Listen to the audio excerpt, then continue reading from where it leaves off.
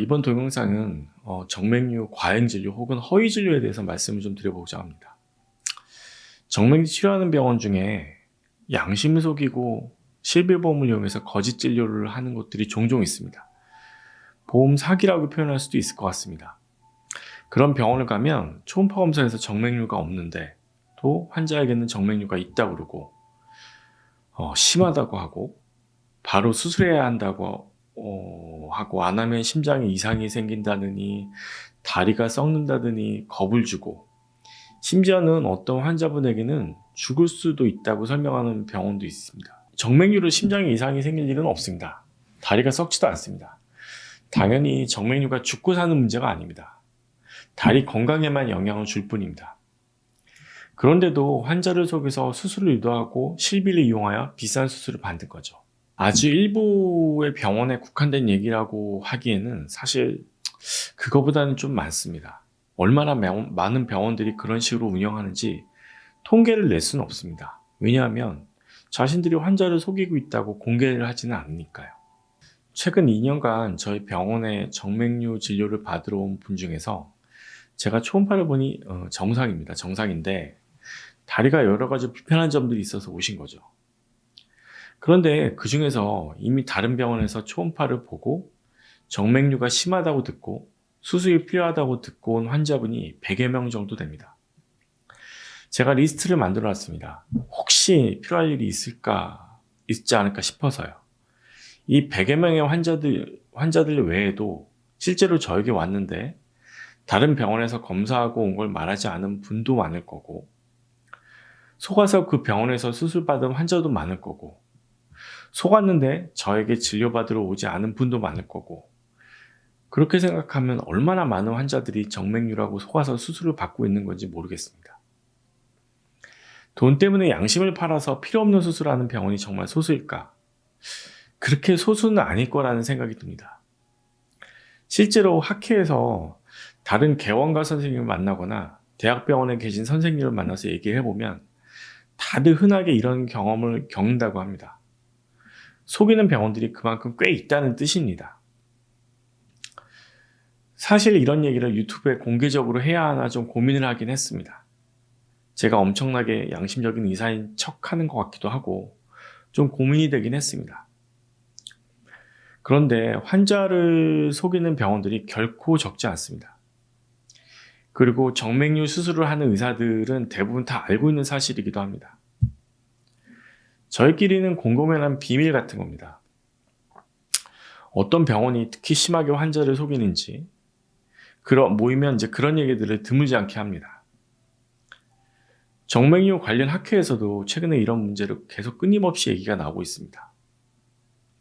물론 여기서 자세한 내용을 공개할 수는 없습니다. 하지만 확실한 건 아주 소수 병원의 문제가 아니라는 겁니다. 이게 실비 때문에 그렇습니다. 얼마 전까지 안과에서 실비를 노리고 필요 없는 비싼 수술을 하는 사례가 많아서 크게 사회적 이슈가 됐었습니다. 이슈화가 되면서 여러 대책이 나왔고 이후에는 실비를 노리고 필요 없는 백내장 수술을 하는 병원들이 많이 줄었다고 들었습니다. 그런데 이 실비를 노리는 허위진료, 과잉진료가 정맥류로 다 넘어온 듯한 분위기입니다. 물론 환자를 속여서 정맥류 수술을 하는 병원들이 꽤 오래전부터 있었습니다. 그런데 최근 들어서는 더 노골적이 되고 더 많아지는 것 같습니다. 다른 병원에서 초음파 검사를 하고 정맥류가 있다고 듣고 왔는데 제가 초음파를 보고 이상이 없다고 하면 가끔 환자분들이 이런 질문을 많이 합니다. 거기서도 똑같은 초음파 검사를 했는데 결과가 다를 수가 있나요? 이런 질문을 자주 하시는데요. 당연히 결과는 다를 수가 없습니다. 왜냐하면 초음파로 정맥류 여부를 검사하는 건 굉장히 쉽습니다. 다른 분야의 의사분에게 제가 20분 정도만 그 방법을 알려드리면 그분도 초음파를 검사하는데 큰 문제가 없을 정도로 쉬운 검사입니다. 그러니 초음파를 보는 사람에 따라 검사 결과가 달라질 가능성은 거의 없습니다. 즉, 초음파상 문제가 없는데 문제가 있다고 거짓말을 한 겁니다. 그런데 그렇게 거짓말을 해서 수술을 하게 되면 보험사에 실비로 이제 돈을 청구해서 환자가 돈을 받아야 하는데, 이 과정에서 보험사는 정말 초음파상 정맥류가 있었는지 중간중간 병원 그 자료를 조사를 합니다. 그래서 의사 입장에서는 초음파 검사 결과를 보험사에 내야 되기 때문에 초음파 검사를 할 때 진짜 정맥류가 있는 것처럼 초음파 검사 결과를 조작하는 경우가 많습니다. 초음파 사진을 다른 환자의 사진과 몰래 바꾼다든지, 초음파 검사를 할 때 잡고 있는 그 프로브를 흔들거나 탁탁 쳐가지고 이상이 있는 것처럼 그 파형을 만든다든지, 방법은 몇 가지가 있는 것 같습니다.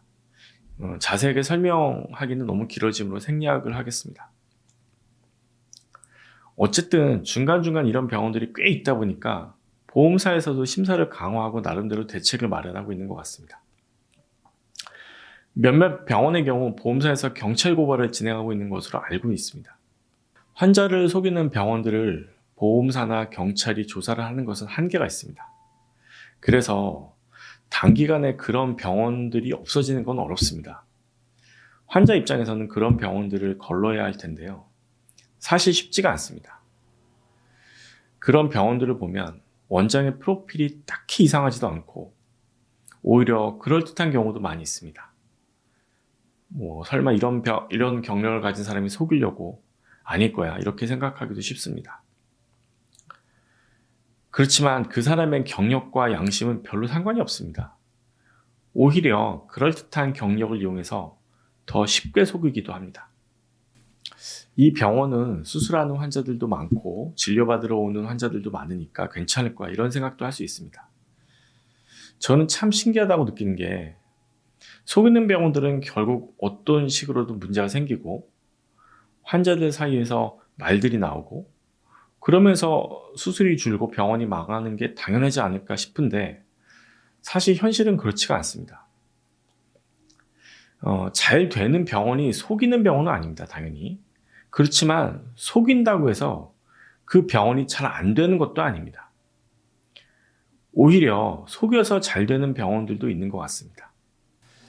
결국 환자 입장에서 어느 병원이 양심적인지 판단하기가 제가 입장 바꿔 생각해도 너무 어렵습니다. 그래서 병원 선택을 하는 데 있어서 도움이 될 만한 몇 가지 내용들을 생각나는 대로 좀 말씀을 드리려고 합니다. 우선 다리가 붓거나 무겁거나 통증이 있거나 쥐가 난다고 해서 모두 정맥류는 아닙니다. 그런 증상들을 유발하는 수많은 원인 중에 하나가 정맥류일 뿐입니다.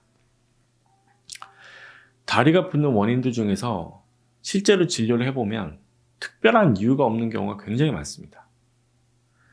논문에도 나와 있는데요. 50대 이하에서 부종의 가장 흔한 이유는 특발성, 즉 특별한 이유가 없이 부종이 생기는 경우가 가장 많다고 되어 있습니다.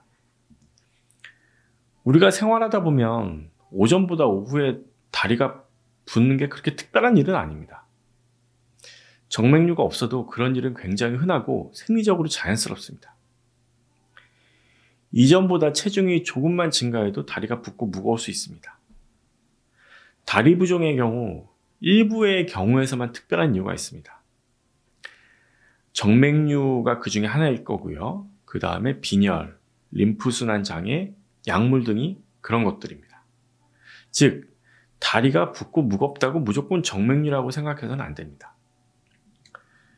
새벽에 근육경련, 즉 쥐가 자주 나는 경우에도 역시 마찬가지입니다. 여러 가지 이유가 있고 그 중에 하나가 정맥류일 뿐입니다. 두 번째로 실핏줄이나 파랗게 비쳐 보이는 혈관들을 흔히 우리 다리에서 볼 수 있는데요.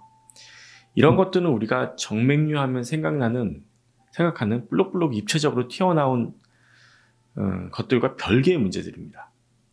즉 상관이 별로 없습니다. 실핏줄은 모세혈관이라고 하고 파랗게 비쳐 보이는 건 망상정맥류라고 합니다.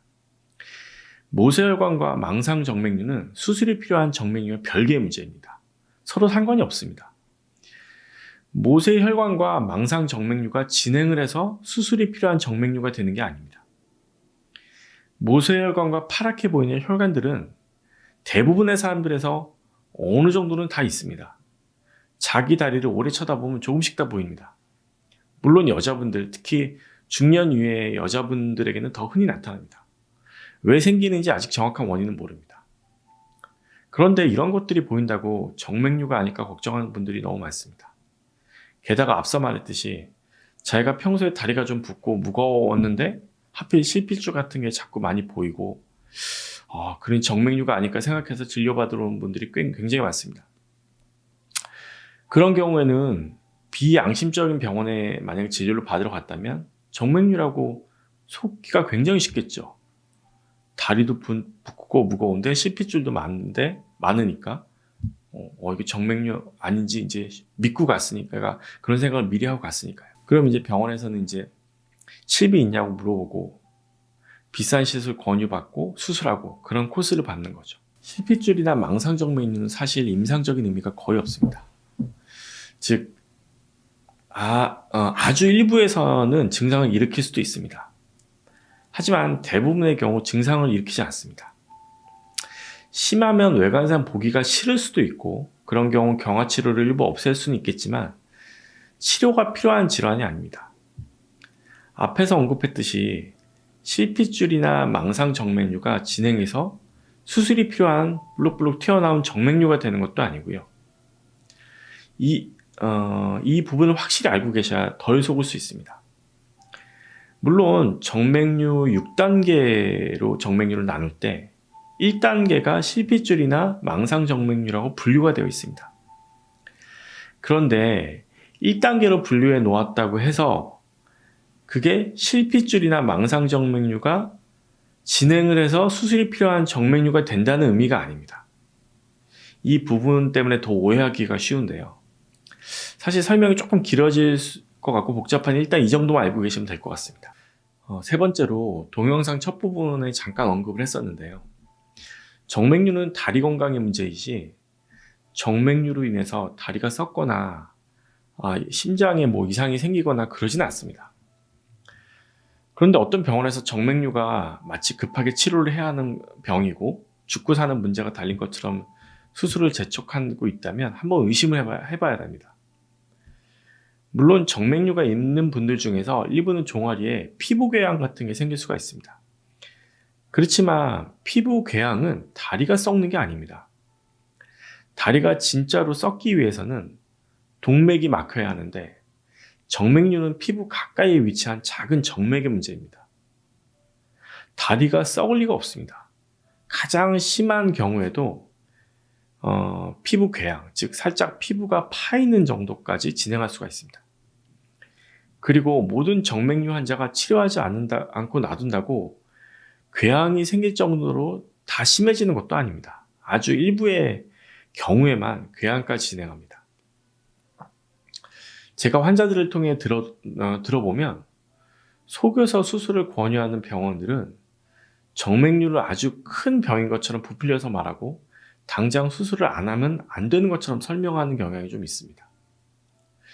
그렇게 설명하는 병원이 있다면 일단 조심하셨으면 좋겠습니다. 정맥류는 다리 건강의 문제이고 급하게 수술하지 않으면 큰일 나는 병도 아닙니다. 지금까지 언급한 부분들을 조심한다고 해도 이상한 병원들을 완벽히 거르기는 현실적으로 어렵습니다. 추가적으로 말씀드리자면 두세 곳 정도 가보시고 결정하시는 것도 방법입니다. 한 병원에서는 수술이 필요 없다고 했는데 다른 곳에서는 수술을 해야 한다고 한다면 수술이 필요 없는 게 정답입니다. 그리고 한쪽 다리만 수술이 필요하다고 하는데 다른 병원에서는 양쪽 다 정맥류가 있고 수술이 필요하다고 한다면 양쪽 다 정맥류가 있다고 설명한 병원이 거짓말을 하고 있을 가능성이 높습니다. 대충 무슨 얘기인지 이해하실 거라고 생각합니다. 비양심적인 병원이 생각보다 꽤 있고 그런 병원들이 있기 때문에 자기가 다리가 뭔가 불편하고 그래서 정맥류가 아닌가 걱정이 돼서 진료를 받으실 때 앞에서 제가 설명드린 부분들을 조금 고려해서 조심을 하셨으면 좋겠습니다. 이 동영상이 병원 선택에 있어서 조금이라도 도움이 되었으면 하는 마음입니다. 감사합니다.